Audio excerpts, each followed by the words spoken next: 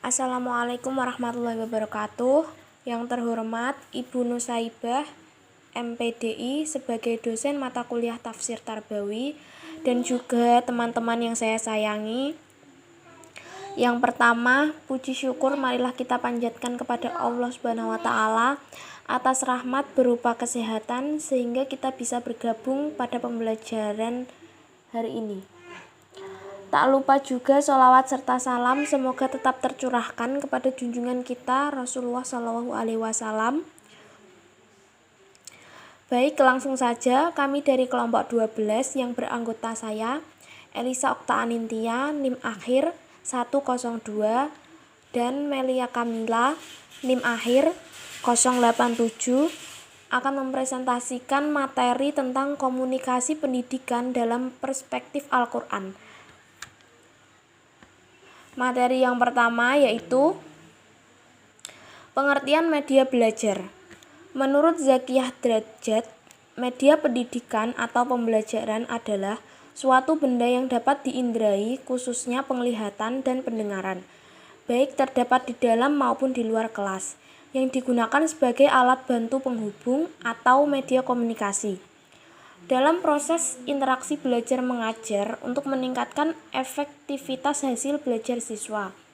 Secara lebih khusus, pengertian media dalam proses belajar mengajar cenderung diartikan sebagai alat-alat grafis, fotografis, atau elektronis untuk menangkap, memproses, dan menyusun kembali informasi visual dan verbal. Materi selanjutnya, dasar pemikiran penggunaan media pembelajaran. Dalam tafsir Al-Quran, Hidayatul Insan disebutkan 1. Jalan Tuhanmu yang lurus, yang di dalamnya mengandung ilmu yang bermanfaat dan amal yang saleh. 2. Hikmah, artinya tepat sasaran, yakni dengan memposisikan sesuatu pada tempatnya. Termasuk ke dalam hikmah adalah berdakwah dengan ilmu, berdakwah dengan mendahulukan yang terpenting, berdakwah memperhatikan keadaan mat'u atau orang yang didakwahi, berbicara sesuai tingkat pemahaman dan kemampuan mereka. 3. Pelajaran yang baik, yakni nasihat yang baik dan perkataan yang menyentuh, termasuk pula memerintah dan melarang dengan targhib atau dorongan, dan tarhib atau menakut-nakuti. Yang keempat, bantahlah mereka dengan cara yang baik. Jika orang yang didakwahi menyangka bahwa yang dipegangnya adalah kebenaran atau sebagai penyeru kepada kebatilan, maka dibantah dengan cara yang baik, yakni cara yang dapat membuat orang tersebut mau mengikuti secara akal maupun dalil. Selanjutnya materi akan disampaikan oleh teman saya, Melia Kamila.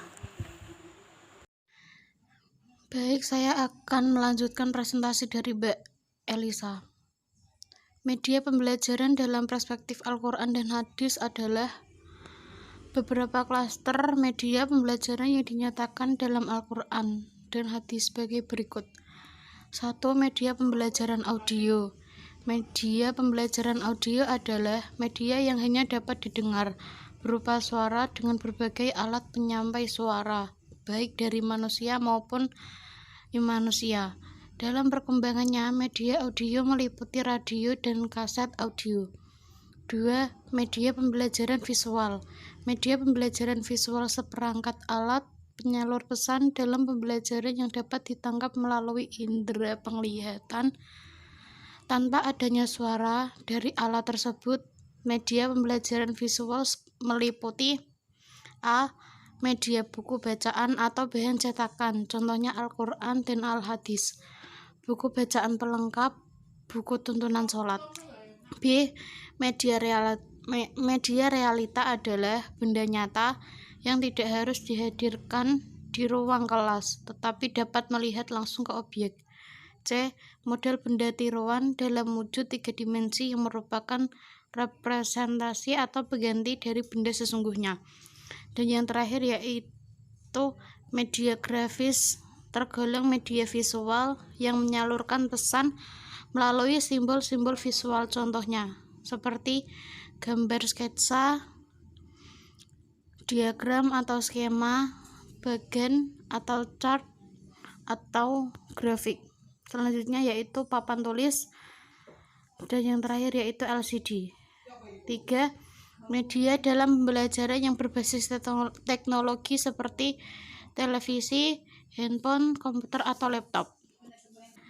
Manfaat media pembelajaran dalam mengajar. Di antaranya yaitu 1.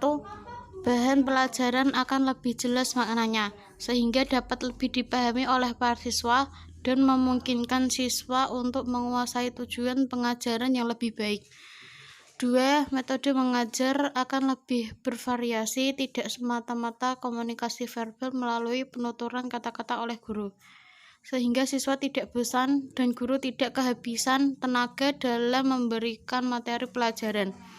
3. Siswa lebih banyak melakukan kegiatan belajar, sebab tidak hanya mendengarkan keterangan guru, tetapi juga melakukan aktivitas lain seperti mengamati, melakukan, mendemonstrasikan, dan lain-lain. 4. Pengajaran akan lebih menarik perhatian siswa sehingga dapat menumbuhkan motivasi belajar. 5. Memperjelas penyajian pesan agar tidak terlalu bersifat verbalitas. Dan yang terakhir yaitu 6.